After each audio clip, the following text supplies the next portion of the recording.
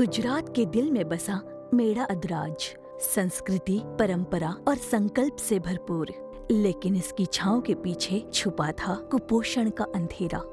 कमजोर कंधे, अधूरा बचपन और पुरानी राहों पर टिकी समझ।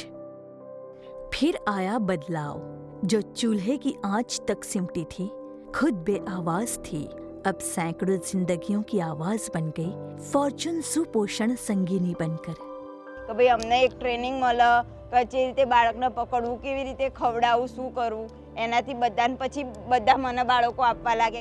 संगिनी बनी तो सोच बदली, कई राहें खुली, मुश्किलों से उठी, पर गांव के हर बच्चे के सुपोषण की कहानी लिखी और हर माँ की उलझनों को मुस्कान में सजाया।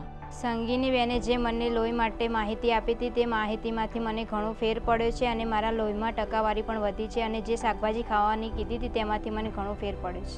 अदानी विल्मर से वो फॉर्च्यून से संगीनी बहनें आई और यहाँ प्रोग्राम किया था, वो प्रोग्राम अच्छा रहा था। આ સારું ખવડાવે, સારું પીવડાવે અને એમને કંઈ જરૂરિયાત હોય આપણાથી થકી જે મદદ થાય એ આપણે એમને કરી શકીએ।